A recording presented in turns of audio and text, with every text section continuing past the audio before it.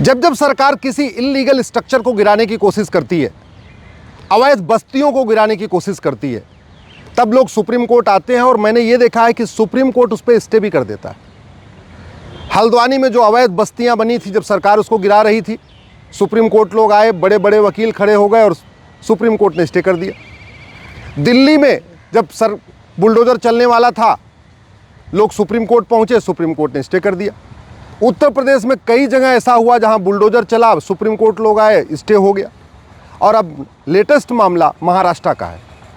एक वहां दरगाह है जिसको सरकार गिरा रही थी, सुप्रीम कोर्ट आया और सुप्रीम कोर्ट ने स्टे कर दिया, गिराने पर रोक लगा दिया। सवाल यह है कि ये जो सुप्रीम कोर्ट स्टे दे रहा है, कहीं इससे अवैध रूप से स्ट्रक्चर बनाने वालों का मनोबल तो नहीं बढ़ रहा है?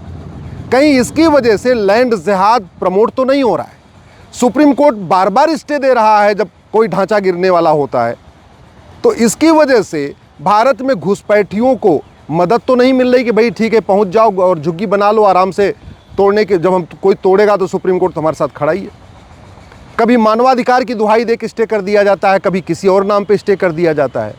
इसकी वजह से भारत में अवैध निर्माण तेजी के साथ बढ़ता जा रहा है। ज़मीन हमारे पास 2% है दुनिया की, पानी हमारे पास मात्र दुनिया का 4% है, जनसंख्या हमारी पहले से ही 20% है। इसके बावजूद विदेशों जो घुसपैठिए हैं, पाकिस्तानी, अफगानिस्तानी, रोहिंग्या, बांग्लादेशी, आके जगह जगह अपनी झुग्गियां बना रहे हैं। जब उनको तोड़ने सरकार चलती है, कोर्ट स्टे कर देती है। और वैसे भी जो सरकार तोड़ने जाती है उसके पहले मुकदमा कई साल चल चुका होता है, हाई कोर्ट में चल चुका होता है और जगह चल चुका होता है, सुनवाई हो चुकी होती है, लेकिन सुप्रीम कोर्ट आते ही आधे 10 मिनट के अंदर स्टे मिल जाता है। आज तक मैंने माननीय सुप्रीम कोर्ट को कभी मज़ार दरगाह के बारे में ये नहीं पूछा कि ये जो मज़ार है और दरगाह है, ये क्या इस्लामिक है, ये क्या एज़ पर कुरान है, क्या ये एज़ पर हदीस है।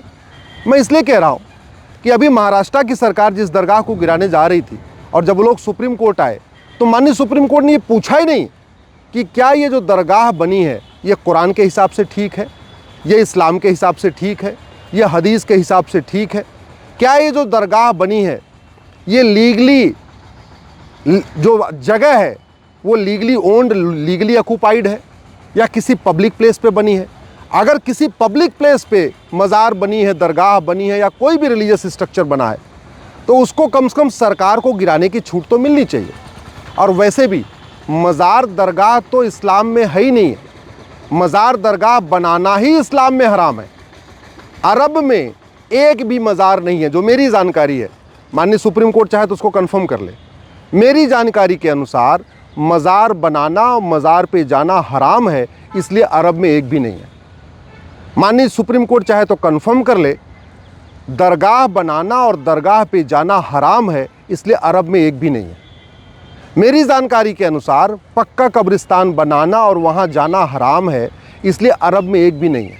अरब के जो बड़े बड़े सुल्तान हैं, जो चांदी की प्लेट में सोने की चम्मच से खाते हैं, उनकी भी कब्र पक्की नहीं है, वहाँ भी पक्का कब्र, उनका भी कब्रिस्तान अपना पक्का नहीं है। और यहाँ भारत में कब्रिस्तान के लिए जगह अलाट हो रही है, कब्रिस्तान के लिए बाकायदा बाउंड्री सरकार बनवा रही है टैक्स पेयर के पैसे से। भारत का संविधान रिलीजियस स्ट्रक्चर बनाने की छूट देता है, लेकिन वो उसमें लिखा है public order, health and morality. तो यानी रिलीजियस स्ट्रक्चर, तो पहली बात जिसका रिलीजियस स्ट्रक्चर है वो उसके कानून के अनुसार बनना चाहिए। यानी मंदिर जो अगर बनना चाहिए तो हिंदू लॉ के अनुसार बनना चाहिए, अगर मस्जिद बननी चाहिए तो वो इस्लामिक लॉ के अनुसार बनना चाहिए। और इस्लामिक लॉ में मज़ार दरगाह का कोई स्थान ही नहीं है, क्योंकि दिन में 5 बार अजान में कहा जाता है ला इलाहा इल्लल्लाह, अल्लाह के अलावा और किसी की इबादत, कोई और दूसरा इबादत योग्य नहीं है। तो फिर मज़ार में किसकी इबादत होती है, फिर दरगाह में किसकी इबादत होगी थी। यहीं भारत में दिल्ली में G20 का सम्मेलन हुआ, सारे राष्ट्राध्यक्ष गांधी जी के समाधि स्थल पे गए राजघाट, लेकिन अरब के सुल्तान MBS नहीं गए। जानते हैं क्यों? क्योंकि जिसको हम समाधि स्थल कहते हैं उसी को वो दरगाह मानते हैं या मज़ार मानते हैं, और वहाँ जाना हराम है। इसलिए अरब के सुल्तान MBS जो काफ़ी मॉडर्न है, काफ़ी नई सोच रखते हैं, मॉडर्न सोच रखते हैं, फिर भी वो नहीं गए। क्यों? क्योंकि ला इलाहा इल्लल्लाह का वायलेशन हो जाएगा। दुर्भाग्यवश जब भी मज़ार दरगाह का मामला आता है, कभी माननीय सुप्रीम कोर्ट ये नहीं पूछता कि ये बताओ भैया मज़ार का कहीं कुरान में लिखा है मज़ार बनाना, कहीं किसी हदीस में लिखा हुआ है, मज़ार दरगाह जायज़ है या नाजायज़ है कभी किसी से पूछती नहीं है। मज़ार और दरगाह बनाना हराम है या हलाल, ये जो पिटिशनर आते हैं उनसे पूछती नहीं, वो सीधे स्टे कर दिया। और एक बार अगर जायज़ भी हो, पाक भी हो, तो भी अगर सरकारी जगह पे है, रेलवे की जगह ज़मीन पे है या किसी और डिपार्टमेंट की ज़मीन पे है, हाईवे की ज़मीन पे है, ट्रांसपोर्ट डिपार्टमेंट की ज़मीन पे है, तब तो नहीं बना सकते, क्योंकि संविधान तो कहता है subject to public order, health and morality. यानी अगर आप जो रिलीजियस स्ट्रक्चर बनाएंगे वो पब्लिक ऑर्डर के खिलाफ नहीं होना चाहिए। आपका जो रिलीजियस स्ट्रक्चर है वो इमोरल नहीं होना चाहिए, अनइथिकल नहीं होना चाहिए। आपका जो रिलीजियस स्ट्रक्चर है वो किसी के हेल्थ के खिलाफ नहीं होना चाहिए। तो फिर मज़ार दरगाह को सुप्रीम कोर्ट कैसे प्रोटेक्ट कर रहा है?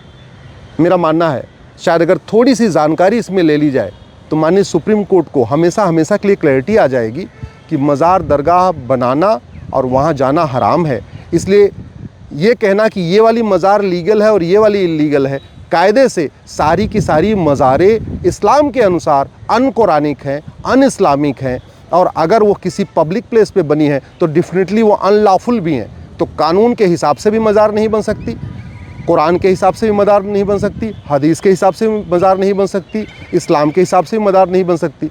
तो फिर उसको अगर सुप्रीम कोर्ट प्रोटेक्ट कर रहा है तो इसके बारे में तो मैं कुछ नहीं कहूँगा। माननीय सुप्रीम कोर्ट के जज हैं, उनको संविधान की ज़्यादा समझ है, वो जो चाहे फैसला दें। मैं तो एक छोटा सा आदमी हूँ, छोटा सा वकील हूँ जो अपनी समझ है बता रहा हूँ।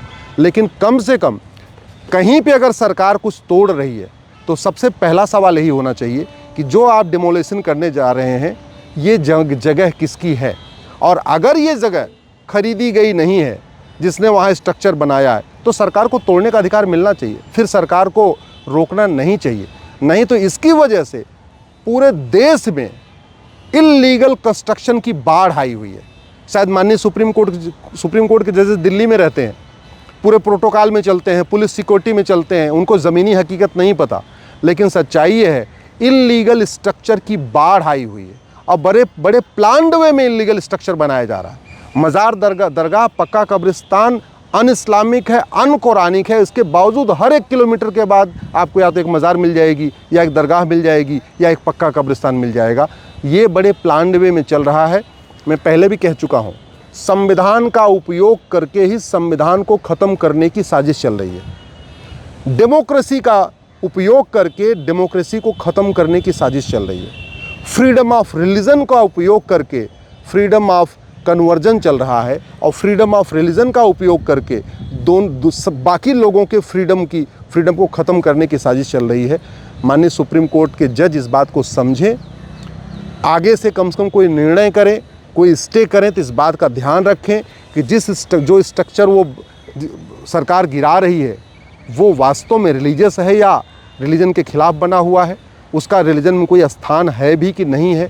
और अगर रिलीजन में भी स्थान है, फिर भी अगर वो पब्लिक लैंड पे बना है, तो ऐसे स्ट्रक्चर को तो गिराने पे स्टे नहीं करना चाहिए, बल्कि ऐसे स्ट्रक्चर को तो धड़ाधड़ गिराना चाहिए। क्योंकि जिस तरीके से हाईवे के किनारे मज़ार बन रही है, दरगाह बन रही है, पक्का कब्रिस्तान बन रहा है, एक्सप्रेसवे के किनारे मज़ार दरगाह पक्का कब्रिस्तान बन रहा है, रेलवे लाइन के किनारे मज़ार दरगाह पक्का कब्रिस्तान बन रहा है, रेलवे के स्टेशनों पे मज़ार दरगाह बन रही है, ऊसर ज़मीन हो, बंजर ज़मीन हो, खेल का मैदान हो, हर जगह मज़ार दरगाहें बन रही हैं। अगर ये इसी स्पीड से बनती रही और माननीय सुप्रीम कोर्ट ऐसे ही स्टे देता रहा तो 20 से 25 साल के बाद पूरे देश में केवल मज़ार दरगाह ही दिखाई पड़ेगी, और जबकि मज़ार दरगाह अन इस्लामिक है, अन कुरानिक है, अनलॉफुल भी है। न संविधान इजाज़त देता है, न कानून इजाज़त देता है, न इस्लाम इजाज़त देता है। इसके बावजूद चूँकि सुप्रीम कोर्ट का संरक्षण उसको मिल रहा है, सुप्रीम कोर्ट का प्रोटेक्शन मिल रहा है, इसलिए पूरी देश में फैलते जा रहे हैं। ये हमारे भविष्य के लिए अच्छा नहीं है।